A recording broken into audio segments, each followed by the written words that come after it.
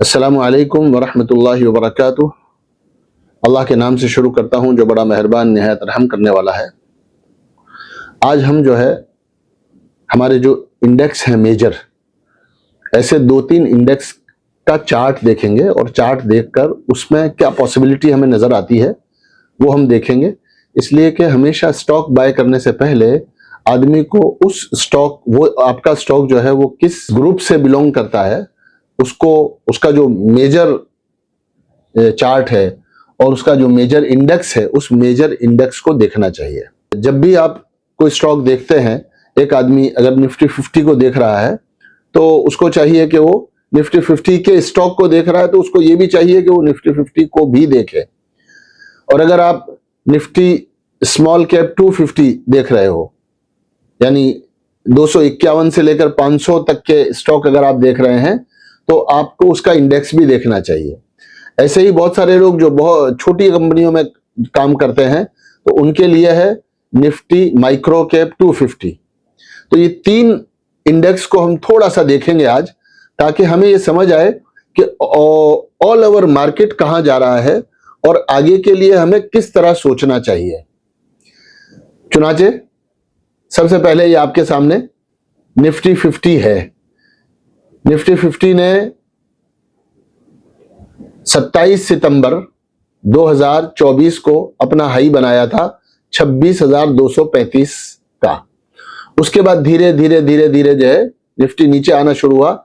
ये जो चार्ट लगाया है मैंने, वीकली चार्ट लगाया है, ये देखो यहां दिख रहा है एनएससी वीकली।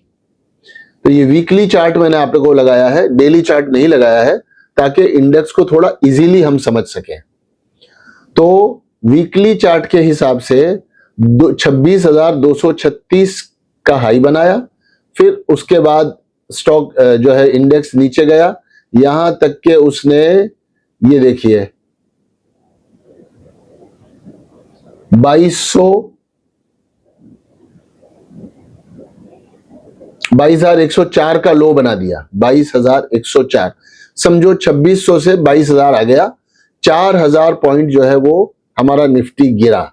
फिर उसके बाद उसने चलना शुरू किया और दोबारा उसने हाई बनाया जो है 25,654 का।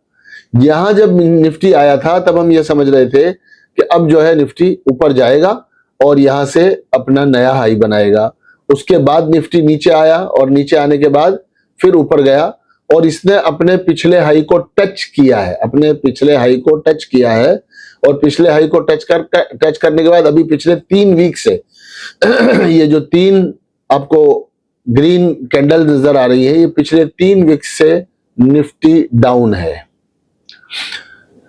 तो वीकली चार्ट पर ये जो ब्लू लाइन है ये 8 दिन का क्लोजिंग एवरेज है, 8 दिन का। उसके बाद जो ग्रीन लाइन है वो 21 डेज का है। उसके बाद जो रेड लाइन है वो 55 डेज का है। और उसके बाद जो ब्लू लाइन है ये 89 डेज का है। इसका मतलब यह है कि निफ्टी वीकली चार्ट पर अपने हाई से जो है वो तकरीबन 600 पॉइंट नीचे है, अपने वीकली हाई से 600 पॉइंट नीचे है। और 8 दिन का जो मूविंग एवरेज है, वीकली 8 डेज का जो मूविंग एवरेज है, उसके नीचे क्लोज हुआ है। अगर यहां से और ज्यादा कमजोर होता है, अगर यहां से हमारा इंडेक्स और कमजोर होता है तो ये 25,473 तक जा सकता है, जो कि हमारा 21 डेज का मूविंग एवरेज है। मुझे पर्सनली ऐसा लगता है कि ये जो कर्व है ना, ये जो कर्व है, ये 3 रेड जो कैंडल्स बनी है, ये 3 रेड कैंडल्स के नीचे 25,422 तक जो है, अभी 25,815 है। और इसका फर्स्ट, और यही जो है 25,423 जो है इसका 21 दिन का मूविंग एवरेज है। यहां तक निफ्टी 50 जो है वो नीचे आ सकता है, ऐसा मेरा अंदाजा है। इसलिए कि इसके बाद जो फर्स्ट सपोर्ट है वो यहीं पर है।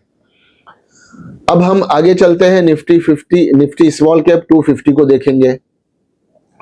ये निफ्टी स्मॉल कैप 250 है। आप इसको देखिए, इसने हाई बनाया था 18,600 का। कौन से दिन?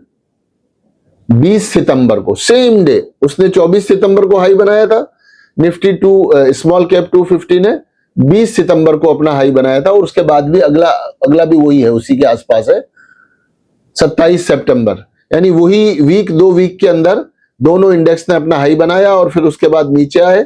और कितना नीचे आए? 18,000 से 14,000। वो 26,000 से 22,000 आया था, यानी 26,000 में से 4,000 निफ्टी माइनस हुआ, तो परसेंटेज कम है।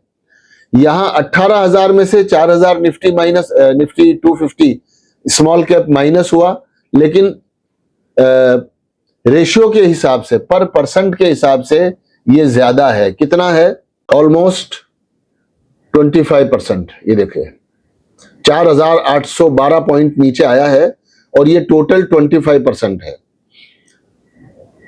और जो निफ्टी था वो कितना था?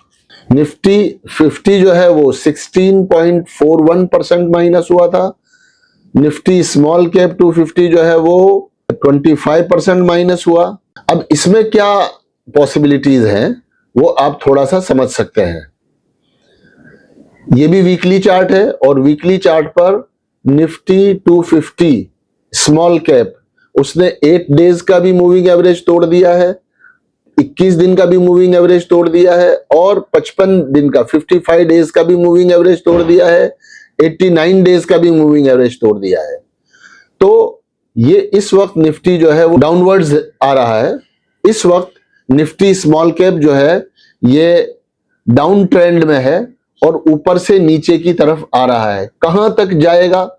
अब इसको देखने से आपको ये अंदाजा आना चाहिए कि अगर मैं निफ्टी 250 में से, यानी स्मॉल कैप 250 को अगर मैं खरीद रहा हूं और इंडेक्स टोटली नीचे जा रहा है, इंडेक्स टोटली जो है वो नीचे जा रहा है, तो मेरे खरीदे हुए स्टॉक जो है वो ऊपर नहीं जाएंगे। अगर कुछ स्टॉक आपको ऐसे मिल गए तो उसको बहुत तलाश करना पड़ेगा, आपको बहुत ढूंढना पड़ेगा आपको। तो ऐसे में आप 2 काम कर सकते हैं। या तो ये मत देखो कि स्टॉक नीचे जा रहा है या ऊपर जा रहा है। निफ्टी स्मॉल कैप 250 में से बेहतरीन ऐसे स्टॉक जो ग्रोइंग मोड में है, जिनका सेल्स बढ़ रहा है, जिनका प्रॉफिट बढ़ रहा है, ऑपरेटिंग मार्जिन बढ़ रहा है, सीएफओ अच्छा है, उनके रिसीवेबल्स बेस्ट हैं, बिजनेस में मोट है, मैनेजमेंट अच्छा है, यानी फंडामेंटल देख करके आप किसी स्टॉक को लेना शुरू करें। और क्रंचेज में कि भाई आज मैंने थोड़ा सा लिया, 1 हफ्ते बाद थोड़ा सा लूंगा, फिर उसके बाद थोड़ा सा लूंगा, और फाइनली उस स्टॉक को वहां आके लूंगा जब इंडेक्स भी घूमना शुरू हो जाएगा। इंडेक्स भी घूमना शुरू हो जाएगा, इंडेक्स भी मुड़ना शुरू हो जाएगा। अब क्या पॉसिबिलिटी है इसमें? इसमें पॉसिबिलिटी यह है, ये जो तीन वीक जो नजर आ रहे हैं ना आपको, रेड वाले 3 वीक, ये रेड वाले 3 वीक जो है ये अब मेरे नजर में ये सपोर्ट है। इसी को डिमांड जोन कहते हैं कि नीचे से मार्केट आया, फिर यहां से डाउन हुआ, ये बेस बनाया इसने। लेकिन बेस कभी कभी जो है वो साइडवेज करके स्टॉक बनाते हैं, इंडेक्स बनाता है या स्टॉक बनाते हैं, और कभी कभी बेस जो है वो डाउन ट्रेंड में आकर बेस बनता है। तो ये जो बेस बना है ये है इसका डिमांड जोन। इसके डिमांड जोन का मतलब यह है कि 15,519 से लेकर 14,825 के दरमियान मुझे डिमांड नजर आती है इस इंडेक्स में। हो सकता है कि ये प्राइस लुढ़क कर यहां तक आए और फिर यहां से ये बाउंस करे। अब इसमें कितना वक्त लगेगा, कब तक ये लुढ़केगा, कितने वक्त तक डिमांड जोन में रहेगा, और फिर कब ये घूमेगा, ये मुझे नहीं पता है, ये किसी को भी नहीं पता है। लेकिन अंदाजा यह है कि चूंकि डाउन ट्रेंड में है तो ये इसका पहला डिमांड जोन है। First demand zone, weekly demand zone ये है। तो यहां आकर के आने तक आप वेट कर सकते हैं कि ये इंडेक्स यहां तक आएगा, तो उसके बाद हम बाय करेंगे या बाय इनिशिएट करेंगे। ये हो गया। तीसरा हम देखते हैं निफ्टी माइक्रो कैप। यह है निफ्टी माइक्रो कैप, यानी निफ्टी 750 में से 501 नंबर से लेकर 750 नंबर तक की जो कंपनियां हैं ये उनका इंडेक्स है। इसने कब हाई बनाया? इसने भी हाई बनाया था सेम 26,515 का। इसकी डेट दिसंबर है। 13 दिसंबर 2024 को इसने अपना हाई बनाया था। अब इसको वापस से ये वहां से उतरकर और नीचे आ गया जनाब। निफ्टी माइक्रो कैप जो है वो 28% गिरा। निफ्टी स्मॉल कैप 250 25-26% गिरा। निफ्टी 50 16% गिरा। हालांकि ऐसा माना जाता है कि 40% तक निफ्टी स्मॉल कैप या निफ्टी जो है वो माइक्रो कैप वगैरह जो है 30%, 32, 33% तक जो है वो गिरे हैं पुरानी उसकी हिस्ट्री के मुताबिक। बहरहाल अब यहां आप क्या देख रहे हैं, यहां जितने मूविंग एवरेज मैंने लगा रखे हैं, 8 डेज का मूविंग एवरेज है, 21 डेज का मूविंग एवरेज है, 55 डेज का मूविंग एवरेज है, 89 डेज का मूविंग एवरेज है, सारे मूविंग एवरेजेस के नीचे है।